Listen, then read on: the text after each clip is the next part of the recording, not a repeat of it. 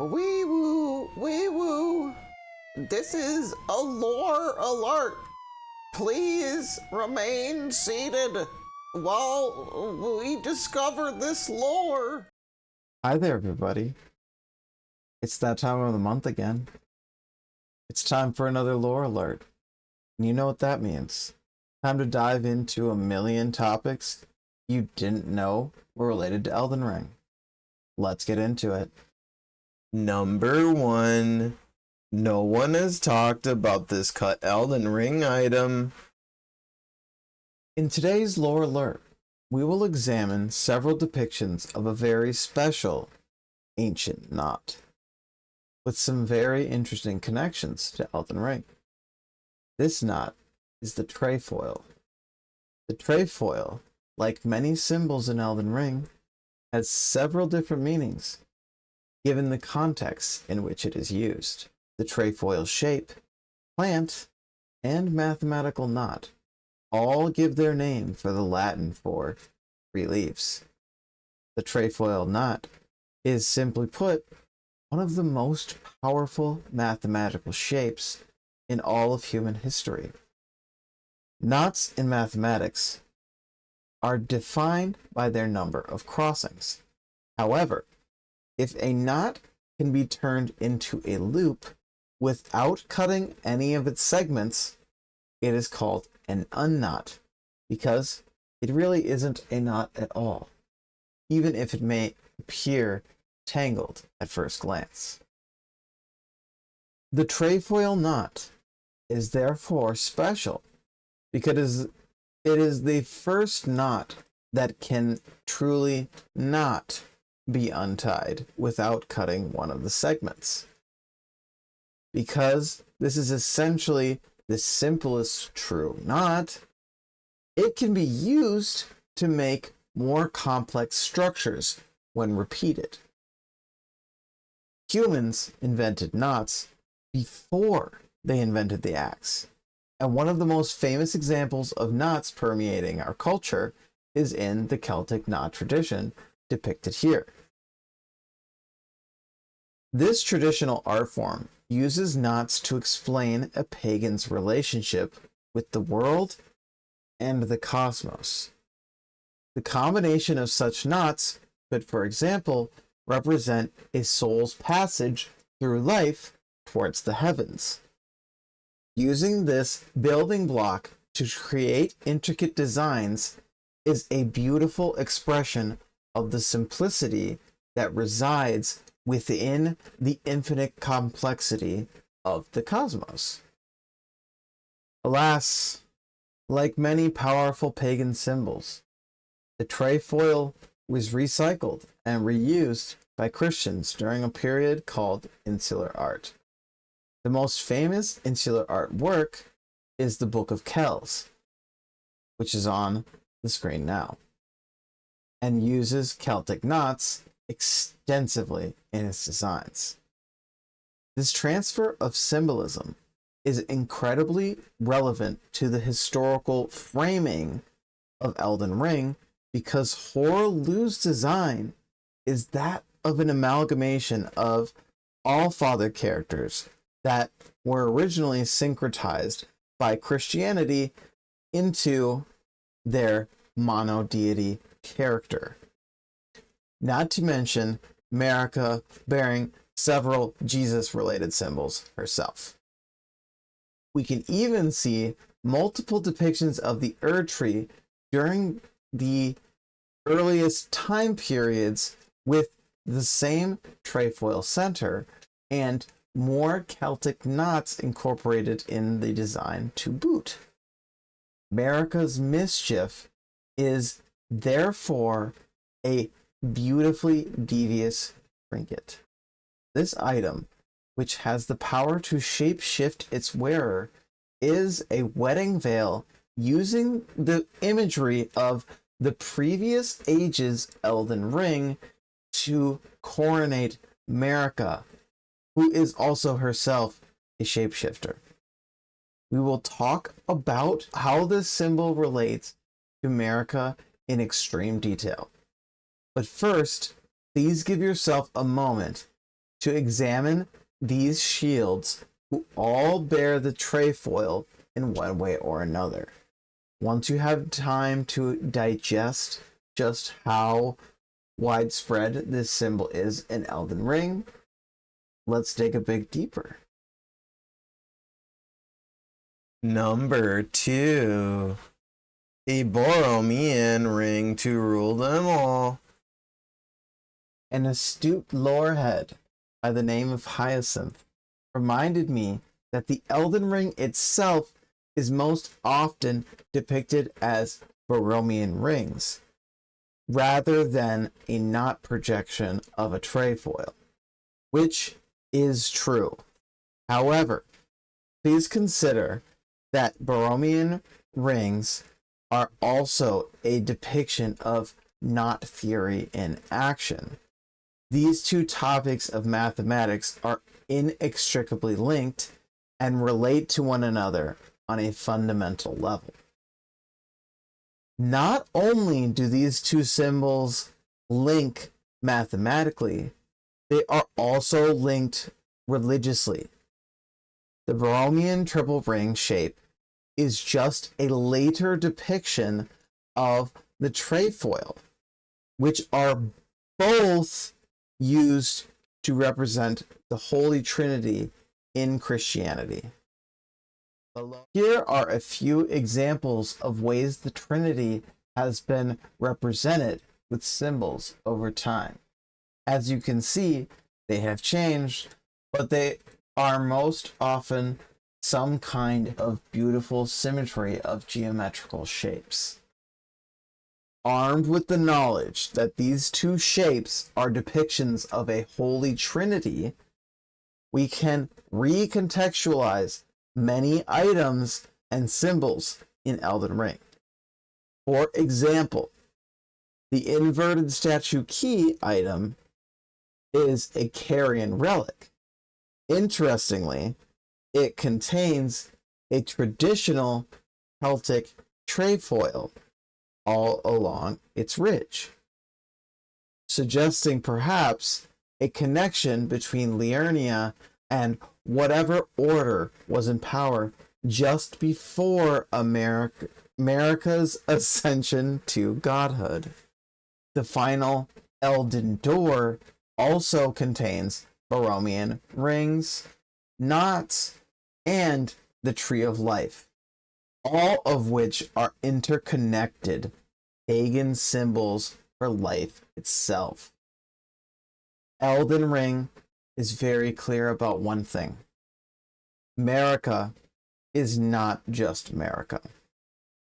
On the left is a talisman that solidifies that Marika herself is a part of a divine trinity. On the right is the correct way of depicting a Celtic tree of life, using Celtic knots to build the design. Please note, the ridge depicts a two-strand braid, as braids have an intimate connection to prime knots, which we will examine later. For now, let's turn our attention to the item that began this discussion, the cut entwining umbilical cord. By now, you should recognize this shape as a trefoil prime knot, which likely represents a Holy Trinity in some manner. We know from the Erdtree's favor that this world's Holy Trinity has been Marika, the Erdtree, and its blessed sap for a very long time. Thus, it is no surprise that this item has a texture reminiscent to the two fingers and grants the user powers similar to Marika herself, that of shapeshifting. This item is part of a long line of items known to the community as the trans items, because they allow you to either change your character's gender or use the animation set of the quote opposite gender. Please note that I believe Dark Souls 2 has the strongest influence on Elden Ring's story of any game, and its gender-swapping coffin has a very similar, all-encompassing imagery that can be found in all the symbols that we have discussed today, but especially that Elden Door we just talked about. In my breakout Elden Ring lore document, linked in the description, The Trans Between, I theorized that this item reveals Marika as a trans character, and Radagon represents struggle with coming to terms with her dual-gendered nature. One of the many pieces of evidence that I used in that analysis was the symbol behind Marika. However, there is one small issue with that analysis. Thanks to this render from famous data miner Sekiro Doobie, I was able to realize that the shawl element is not actually a knot, but rather one of those unknots that I mentioned earlier, and it only looks like a true trefoil from the front. That is to say, you could easily turn this thing into a loop without making any cuts. At first, I was disappointed. We could see that there are trefoil knots on her armbands, and something akin to Celtic knots line the shawl itself. Perhaps the artist did not depict the back element as originally intended. However, I realized that this is actually a better representation of who Marika truly is. She is supposed to be the Trinity, but something is misaligned within her.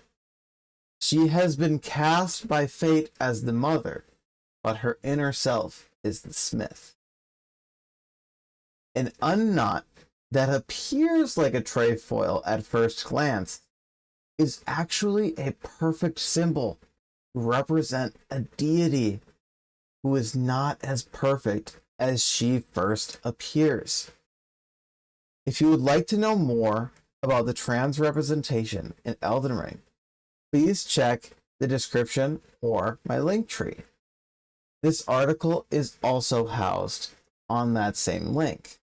You can learn a lot more about a ton of characters that have interesting gender fuckery involved in their storylines. There is actually one bit of knot theory that makes all of these symbolic connections even more intensely convincing. Please join me in digging deep one more time to explain how braids are intimately tied to everything we have talked to so far. Number 3. Braids are for babes. When I say knot theory is incredibly powerful in understanding the universe, I mean it. For example, DNA specifically has to be in an unknot in order to be read efficiently, and our cells even have enzymes designed to detect and repair any knots that form in long strands of DNA. One genius way we can start to understand, build, and analyze knots is to first turn them into braids.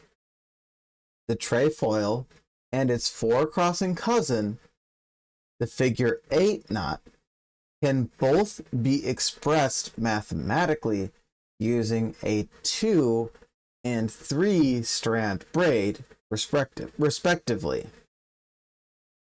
I don't have time to prove this to you, so instead allow me to posit that Miyazaki knows this relation exists, because so did the Celts. Weaving is just an emergent form of knot making, and strings are an emergent form of braiding. Both are ancient symbols and represent many of man's first inventions. It is then extremely relevant to point out that Elden Ring is absolutely obsessed with trefoils, braids, and the dawn of man all throughout its narrative. By understanding that a two-strand braid and a trefoil are mathematically analogous, we can again bring new context to old concepts, which is exactly what I intend to do. Please join me in the next 3 episodes of Lore Alert, where we will examine not only Hoaraloo's place in all of this imagery, but also Mikola's involvement. These next 3 videos will all center around Elden Ring's potential DLC topics as well. I hope to see you there. Please like, comment, and subscribe. Thank you so much. Have a great day. My credits will be sweet and simple this time. I just wanted to thank Tarnished Sangria from my Discord, who reminded me that Bloodborne has an umbilical cord that is extremely similar to this, also cut up into 3 segments. And of course, Hyacinth, who reminded me that Borromean rings are a thing and need to be incorporated into this analysis. And also EmilyIsThePants, whose initial talks with me about braids and their significance in Elden Ring is what spawned this entire 3 video series. I don't want to call it a trilogy because they're all related to different things, but they will all spawn off of this one video. So I'm extremely excited to show everybody what I have to present, and I hope you all stick around for the next one.